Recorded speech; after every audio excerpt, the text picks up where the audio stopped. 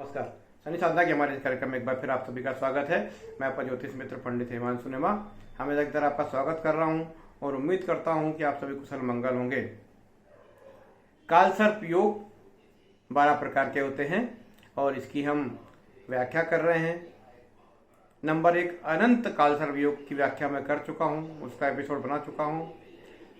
आज हम बताएंगे कि दूसरे प्रकार का कालसर्प योग क्या होता है। इसको बोलते हैं, दूसरे प्रकार का जो कालसर्प होता है उसको बोलते हैं कुलिक कालसर्प योग। कुलिक कालसर्प योग ये कहाँ बनता है?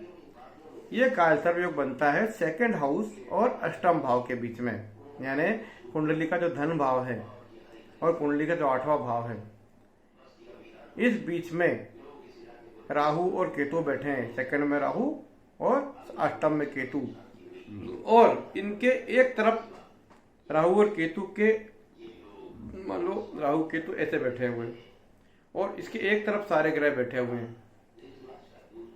सारे ग्रह मतलब सूर्य, चंद्र, गुरु, मंगल, शनि, शुक्र, बुध, सारे 7 ग्रह। तो कुलिक कालसर्प योग बनता है। और ये कालसर्प योग क्या परिणाम देता है? देखिए, धन भाव में राहु बैठा है, सेकंड हाउस में राहु बैठा है, तो निश्चित रूप से कुटुंब की संपत्ति से जुड़ा हुआ कोई बड़ा विवाद आपको परेशान करेगा ही। आपकी पैतृक संपत्ति हो सकता है, आपके पास करोड़ों की संपत्ति हो, लेकिन यदि कुलिक कालसर्प योग बना है सेकंड हाउस में, तो आपका वो धन किसी काम नहीं आएगा। वो आपका धन जहर के बराबर होगा।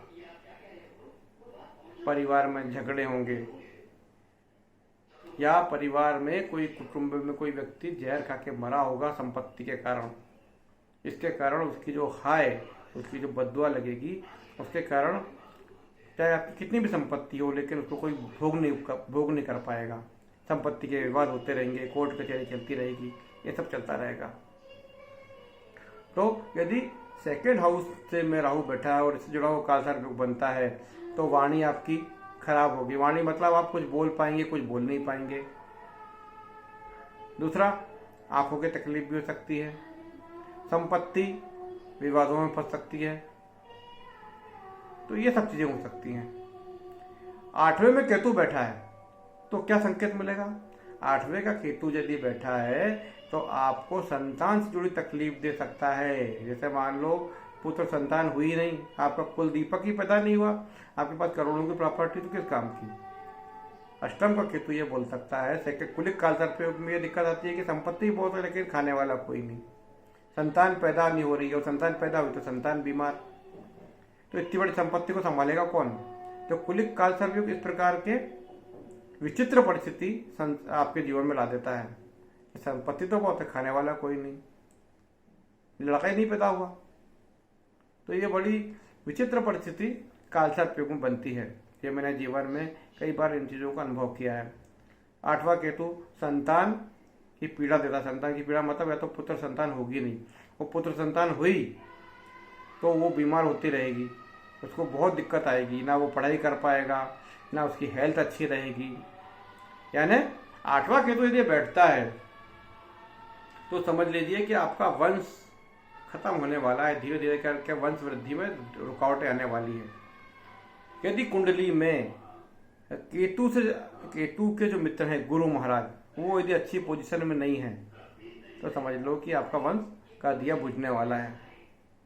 इसलिए 8वां केतु हो और कुलिक कालसर्प योग हो तो पितृदोष की शांति करवाइए, और ये कुलिक कालसर्प योग की पूजा करवाइए उज्जैन में, और जितने भी ज्योतिर्लिंग हैं वहाँ पर इनकी पूजा अवश्य करवाना चाहिए।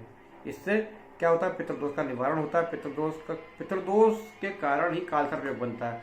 तो पितृदोष का निवारण किसी भगवान शंकर के ज्योतिर्लिंग के पास करवाइए। इससे आपका पितृदोष का निवारण होगा, कालसर्प योग का बंधन टूटेगा, और आपने जो अनुष्ठान करा, उस अनुष्ठान के करने से जो पुण्य बढ़ा, उस पुण्य की प्राप्ति से आपके वंश की वृद्धि होगी और आपकी संतान ग्रो करेगी और आगे जीवन में अच्छी सफलता प्राप्त करेगी। तो ये रहा सेकंड हाउस और अष्टम भाव में बना कालसर्प योग, जिसको हम बोलते हैं कुलिक कालसर्प योग, जो दूसरे भाव और 8वें भाव के बीच में सभी ग्रहों के आने से बनता है। कहीं आपकी कुंडली में ये कालसर्प योग तो नहीं है कि सेकंड हाउस में राहु बैठा और 8वें में केतु बैठा हो, इसके अंदर ही सारे ग्रह बैठे हों।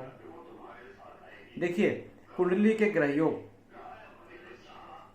कुंडली के जो ग्रह योग बनते हैं, कुंडली में ग्रहण योग है, कुंडली में अच्छे योग है, बुरे योग है, ये एकदम से मालूम नहीं पड़ते। इसको अनुभूत करने के लिए ईश्वर की शक्ति भी चाहिए, नहीं तो हमें मालूम नहीं पड़ता कि हमारे जीवन में विषयोग था और विषयोग ने जीवन में क्या विष फैलाया। गजकेसरी योग था और गजकेसरी योग में हमको क्या अच्छे रिजल्ट मिले। कालसर्प योग था और कालसर्प योग ने हमको क्या क्या दिक्कतें खड़ी कर दी। तो क्या है, ये समझने और अनुभूत करने की बातें हैं। लेकिन फिर भी किसी विद्वान ज्योतिष आपको सलाह देता है कि भाई आपकी कुंडली में ये खराब योग है, तो उसकी पूजा अनुष्ठान अवश्य करना चाहिए, क्योंकि इससे ये फायदा होता है कि आपने अनुष्ठान करवाया तो आपको कितना पैसा लगेगा, ज़्यादा से ज़्यादा 4 या 5,000 रुपये। और मान लो चलिए अनुष्ठान में कोई फायदा भी नहीं हुआ तो 5,000 गए। लेकिन मान लो यदि वो खराब योग कुंडली में पड़ा है और आपने अपना अहंकार के चक्कर में, बोले क्या होता है, सब बेकार की बातें हैं, वो चीज़ नहीं करवाई, तो वो चीज़ जो ग्रह योग है, जो अशुभ ग्रह योग है, वो आपके जीवन को खत्म कर देंगे, आपके जीवन को बिल्कुल तहस नहस कर देंगे। तो ऐसी गलती आप मत कीजिएगा। यदि आपकी कुंडली में इस टाइप का कोई कालसर्प योग हो तो उसका निवारण अवश्य करवाइए।